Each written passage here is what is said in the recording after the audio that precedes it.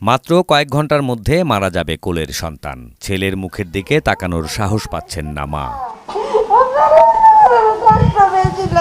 কুকুরের কামড় থেকে জলাতঙ্ক আক্রান্ত হয়ে হাসপাতালের বারান্দায় মৃত্যুর প্রহর গুনছে 3.5 বছরের শিশুটি। ওর ভিতরে স্বাভাবিক কিছুই নাই, ডাক্তার আমারে কোনো ভরসা দিতে পারে না। ঢাকা মেডিকেলের ভুল চিকিৎসা কিংবা গুরুত্বহীনতায় ছেলের নিশ্চিত মৃত্যু মেনে নিতে পারছেন না এই হতভাগ্য নারী। কি বলবো আপনাদের বলেন, আমার আর কিচ্ছু বলতে মনে হচ্ছে না। গত রমজান মাসে নারায়ণগঞ্জে নিজ বাসার বাইরে খেলাধুলা করছিল শিশু আব্দুর রহমান।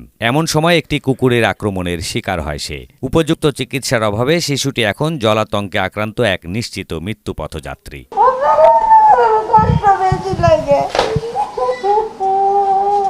আক্রান্ত হওয়ার মাত্র 1.5 ঘন্টার মধ্যে ছেলেকে নিয়ে হাসপাতালে পৌঁছেছিলেন স্বজনেরা। চিকিৎসা বিজ্ঞানের পরামর্শ মতে ক্ষতের নিকটেই পুশ করার কথা প্রয়োজনীয় ইনজেকশন, কিন্তু ঢাকা মেডিকেলে সেই মুহূর্তে কর্তব্যরতরা ইনজেকশনটি পুশ করে শরীরের ভুল স্থানে। এতে সংক্রমণ নিরাময়ের বদলে নিয়তি বদলে যায় শিশুটির। বাচ্চাটার এই গালে গালে কামড় দিয়েছিল।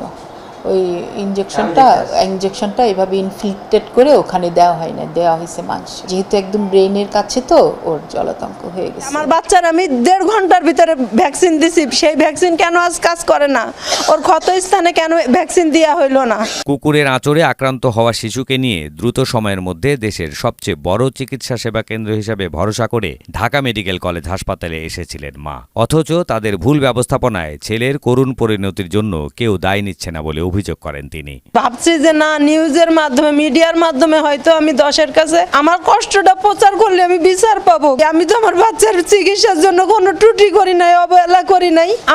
আমি তো কারোর কাছে বিচার পাচ্ছি না, কেউ তো আমার বিচার করতেছে না। আমি কার কাছে বিচার দেবো? যে আল্লাহ সৃষ্টি করছে আমি সেই আল্লাহর কাছে বিচার দিই। আমি আপনাদের কাছে আমি কোনো বিচার চাই না, আমি চাই আল্লাহর কাছে বিচার। সাধারণত কুকুর বিড়ালের কামড় বা আঁচড়ে আক্রান্ত হলে 48 ঘন্টার মধ্যে ভ্যাকসিন নিতে হয় বলে জানান রাজধানীর সংক্রামক ব্যাধি হাসপাতালের পরিচালক FA আসমা খান। এছাড়া মুখমণ্ডলে আক্রান্ত হলে ক্ষতের নিকটস্থ স্থানে ইনজেকশন পুশ করা উচিত বলে মন্তব্য করেন তিনি।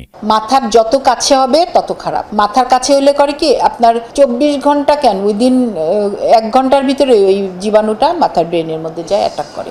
এই জন্য তখন আপনি ভ্যাকসিন